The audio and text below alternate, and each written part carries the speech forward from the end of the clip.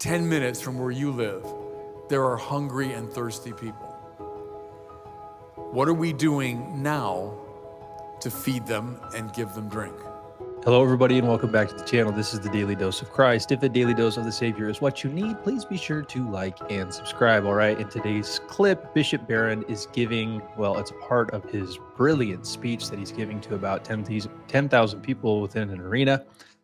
And he's talking about Christ and the cross. He's talking about what that means for you and me in light of what Jesus Christ has done. This is a very powerful and impactful part of the speech. It was a 50-minute long speech, and I'm going to show what I think is the best 6 minutes of the speech. So let's watch what he has to say, and then I will provide a few reflectory thoughts on the back end. Yeshua, this friend of Peter and John and James,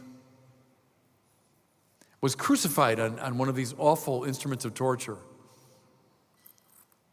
And God raised him from the dead. Which means what, everybody?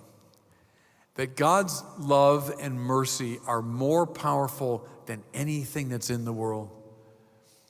More powerful than Rome, than anything Rome can throw at them. More powerful than any hatred, any cruelty, any violence, any injustice. Our God is more powerful. And that's why, and this process begins even in the New Testament period. When Paul talks about, I displayed before your eyes Jesus crucified. That's a weird thing to say in the first century. What do you mean you're displaying someone crucified? That's like the ugliest, grossest, most disgusting thing you could show. But look how we still do it. Here I'm standing before you as a bishop of the Catholic Church, and I got this thing in gold. Because that's a taunt. See what I'm saying? It's meant, I wear that as a taunt. We say, well, it's this nice religious symbol. No, it's a taunt. You think this scares us? We're going to put gold on it because we realize God is more powerful than this awful thing. Think of that, everyone, when you see a cross.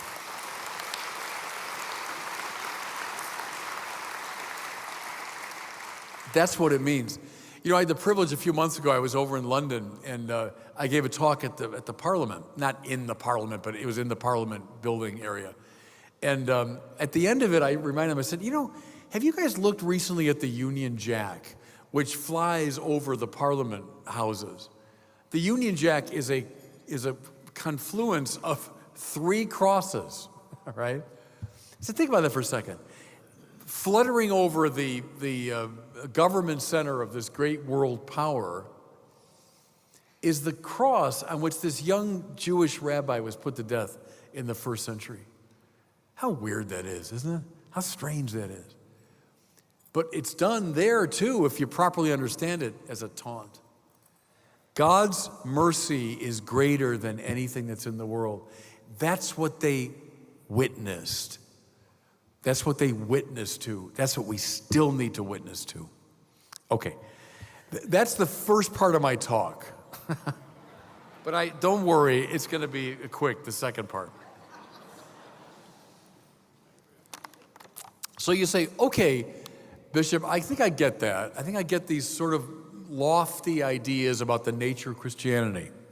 But what about me? What about my life? Well, let me do the translation now. Maybe you've heard me say, I've quoted a number of times, Dorothy Day, the foundress of the Catholic worker movement, said, everything a baptized Christian does every day, everything should be directly or indirectly related to the corporal and spiritual works of mercy. I remember I read that years ago, and it's one of those lines that just changes you.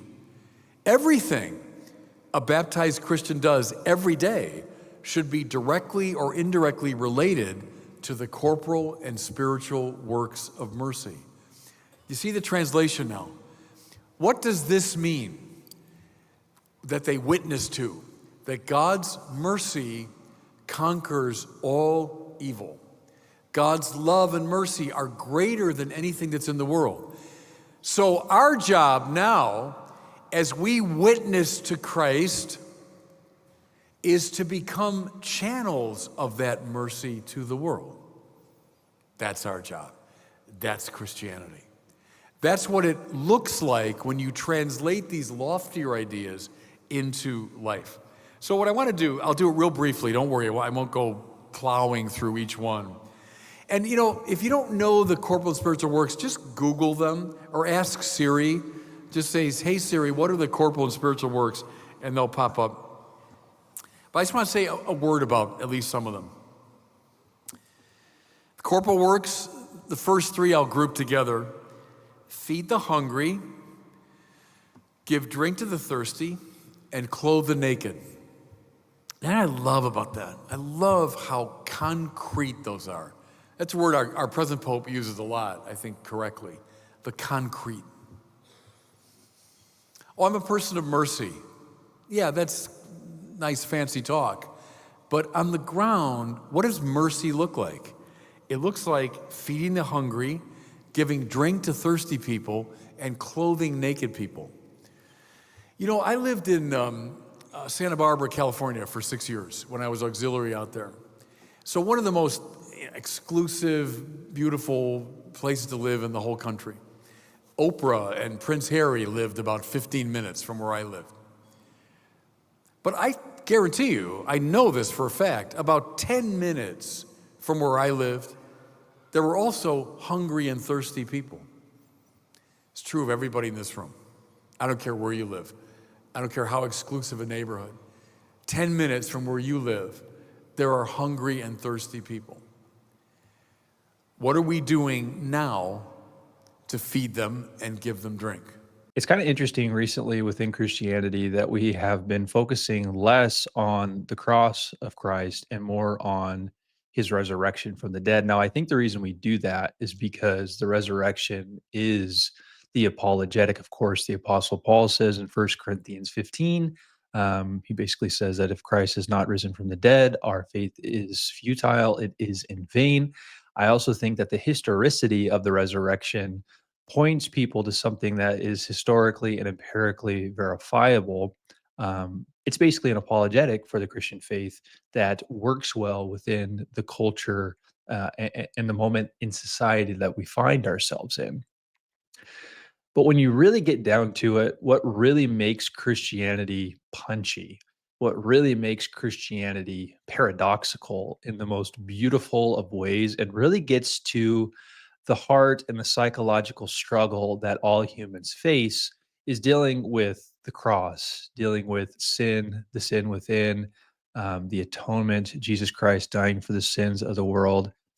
And so it's kind of the resurrection is kind of that beautiful picture of something that we have to look forward to, whereas the cross is a great symbol of that reality that we have to endure now and how Jesus took it upon himself uh, in the here and now for us, so that even though we aren't in our new glorified bodies and are still awaiting the resurrection, we can still have a great joy, peace, and solace, even in the midst of much sin, pain, and trial. And I think that the cross is a great um, reminder of that. I think, where do I want to go with this? In the same way that you can't have Christianity without the resurrection, you can't have Christianity without the cross. And I think that our society likes a crossless savior. They like an ethical teacher. They like a God that is risen from the dead. Um, but a God suffering on the cross in great weakness, emptied of glory, filled with shame, that depiction usually gets left aside, and I think we can understand why. I mean, we live in a consumeristic society that's all about, personal fulfillment and personal and professional achievement. And let's just say a God dying on the cross doesn't really do that. It doesn't really jive. It doesn't really correlate to how we want to see our lives going, but it's precisely the life that Jesus calls us to. Yeah, we just can't have Christianity without the cross, and I think that that is so imperative that we see as Christians, that Your life is going to be like a cross precisely because your Savior, who you are united to and how he lived, led him to a cross. And if that's the case, then it's probably going to be similar for you. Obviously, it's not going to be the same type of cross to carry, but it's going to feel like carrying a cross and dying on one if you're truly living the Christian life. And that was interesting how Bishop Barron connected all of this. If the cross of Christ is true, and of course it is, as Christians we believe that, then it should lead us to living cross embodied lives, which looks like corporate and spiritual works of mercy. Ah, mercy. Don't forget what that word means. What does mercy mean? What does mercy mean? It means you get what you do not deserve. And therefore, every moment of your life is meant to be lived for others, with others, not just for their physical benefit, but for their spiritual benefit of giving them what they don't deserve. That means that the cross embodied life looks like forgiving people when they wrong you without expecting anything in return. It means giving stuff like clothes and money and food and everything that you have without expecting anything in return.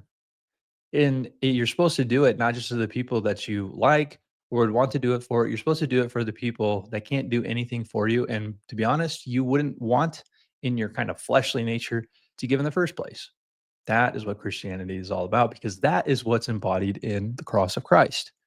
You see, Jesus on the cross is really you. It should have been you. It should have been your sin, but he did it for you. And so what he didn't deserve, he got.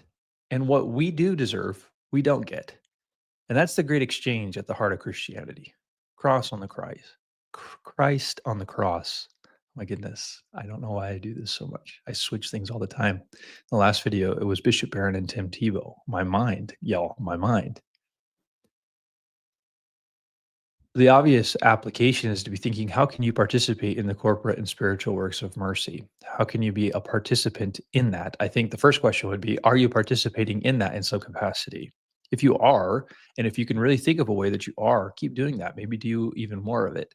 If you're not, this isn't like a, how dare you not be participating in the corporate works of mercy type of thing, but find a way to participate in some small capacity and then in a small capacity to a medium and then a large, and keep growing, keep going. I think too many times we start something, we don't finish it.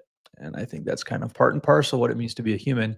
So we need to live into the Jesus way. We need to live into the divine life of Jesus so that we can be consistent and habitual saints that produce the corporate and spiritual works of mercy precisely because we're living our lives as if we're on a cross. And that will never be popular. That will never be the way that many people want to live, but it's the only way to live. It's the only way to find the way, the truth, and the life, who's Jesus himself, as John 14:6 says. All right, just be thinking about those things today. A little bit of a challenge today in this video, and I'm glad that Bishop Barron provided it. All right, remember that Christianity is Christ, and without him, there is no Christianity. I'll see you in the next one. Peace.